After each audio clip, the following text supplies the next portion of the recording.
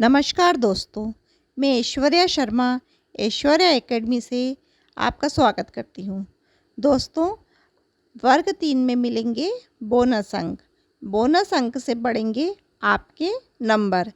कितने अंक बढ़ सकते हैं और पीवी किस तरह देता है बोनस अंक। आज हम इन्हीं विषयों पर आपको और हम मिलकर चर्चा करेंगे कि वर्ग 3 में बोनस अंक कितने मिल सकते हैं और कितने नंबर आपके बढ़ सकते हैं और इन नंबरों को बढ़ाने के लिए आपको क्या करना होगा।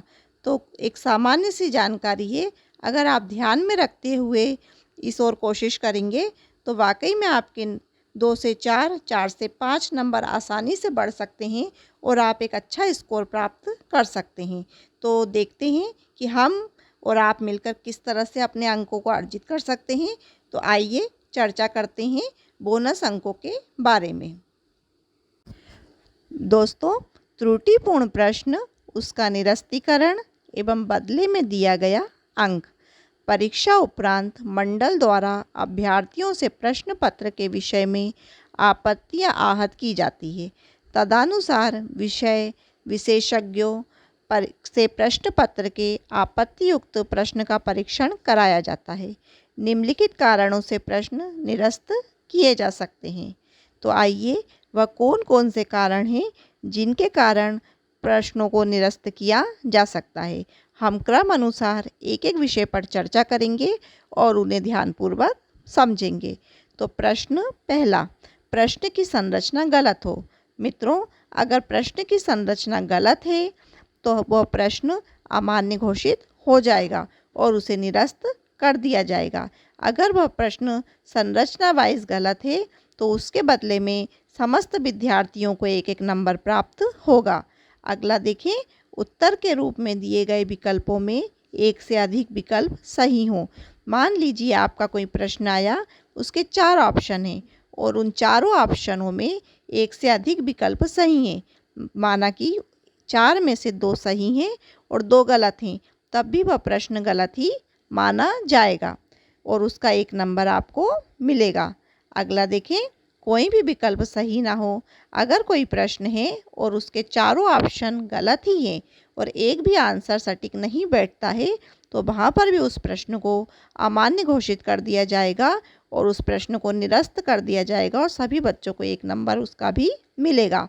अगला देखें, यदि प्रश्न पत्र के किसी प्रश्न के अंग्रेजी एवं हिंदी अनुवाद में भिन्नता हो, जिस कारण दोनों के भिन्न भिन्न अर्थ निकलते हों और सही एक भी उत्तर प्राप्त ना होता हो। आपका जब पेपर होता है तो क्वेश्चन हिंदी और अंग्रेजी दोनों ही भाषा में चलता है और दोनों के अर्थ एक से निकलते हैं। पर मान लीजिए कि कभी अंग्रेजी भाषा में उत्तर अलग निकले और हिंदी भाषा का अर्थ अलग निकले, तब वह प्रश्न अमान्य घोषित कर दिया जाएगा और वह निरस्त कर दिया जाएगा। तब भी विद्यार्थियों को उसका अंक प्राप्त होगा। अगला देखें, कोई अन्य मुद्रण त्रुटि हुई हो जिससे सही उत्तर प्राप्त ना हो या एक से अधिक विकल्प सही हो, जैसे कि मुद्रण त्रुटि यानी कि अस्पष्ट रूप से लिखा हुआ क्वेश्चन, उसके लिए भी आपको 1 नंबर मिलेगा। अगला देखें, अन्य कोई कारण जिसे विषय विशेषज्ञ समिति द्वारा उचित समझा जाए। अगर जैसे कि कोई भी प्रश्न पत्र जब तैयार होता है तो एक समिति गठित की जाती है और वह निर्णय लेती है कि प्रश्नों की संख्या सही है या नहीं, प्रश्नों के जो विकल्प दिए हैं वह सही है या नहीं।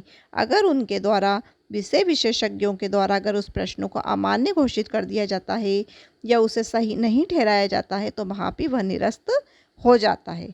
अगला को पॉइंट देखें, प्रश्न पत्र विषय विशेषज्ञ समिति द्वारा की गई अनुशंसा अनुसार ऐसे निरस्त किए गए प्रश्नों के लिए सभी को इस प्रश्न पत्र में उनके द्वारा अर्जित अंकों के अनुपात में पीवी के अंक प्रदान करता है, भले ही उसने किए गए प्रश्नों को हल किया हो या नहीं हो।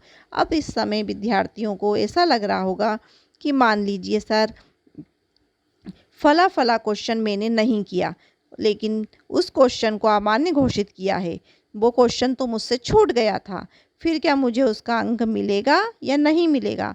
तो मेरा जवाब यही रहेगा कि आपकी शिफ्ट में अगर कोई प्रश्न अमान्य घोषित किया गया है या उसको विशेषज्ञों द्वारा निरस्त कर दिया गया है तो आपको उसका नंबर मिलेगा, चाहे आपने उस प्रश्न को किया हो या आपने उस प्रश्न को ना किया हो, तब भी आपको उसका अंक अर्जित प्राप्त होगा, आपको उसका अंक अवश्य मिलेगा। तो इस तरह से मेरा कहना यही है कि अगर आपको लगता है कि आपकी शिफ्ट में जो भी आपकी 5 तारीख से 26 तारीख तक की शिफ्ट रही हैं, उसमें अगर आपका कोई भी प्रश्न गलत है तो आप उसके बारे में मंडल से शिकायत कर सकते हैं और आप वहां से अंक अर्जित कर पाएंगे। ये अंक आपके लिए बहुत ही महत्वपूर्ण है, क्योंकि कई बच्चे हैं जो 1 या 2 नंबरों से या 4 या 5 नंबरों से जिनका रिज़ल्ट रुक रहा है, वह अपना रिज़ल्ट अच्छा कर पाएंगे और अच्छा स्कोर प्राप्त करके एक अच्छी जगह पर सुरक्षित महसूस कर पाएंगे और वह अपनी सीट को रिज़र्व कर लेंगे।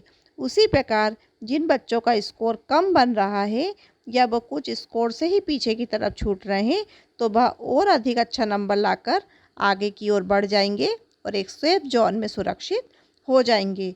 तो आप इन सभी जो मैंने आपको पॉइंट बताए हैं, आप इन्हें 1-2 बार वीडियो को जूम करके अवश्य देखें, उन्हें समझने की कोशिश करें।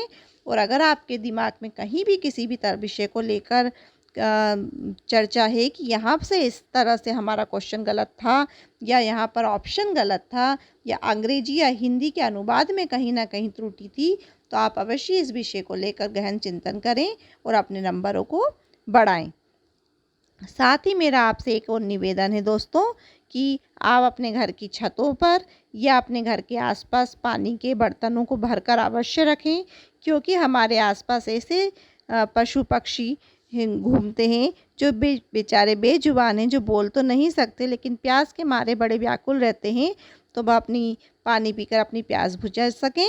साथ ही दोस्तों मैं आपसे एक बात और कहना चाहूँगी कि घबराएं नहीं, बिल्कुल चिंता ना करें, आपके नंबर अवश्य बढ़ेंगे, आप एक अच्छी रैंक हासिल करेंगे, ईश्वर आपको ज़रूर ही सफलता प्रदान करेगा। अगर आपको मेरा वीडियो अच्छा लगा हो तो लाइक और सब्सक्राइब अवश्य करें। धन्यवाद।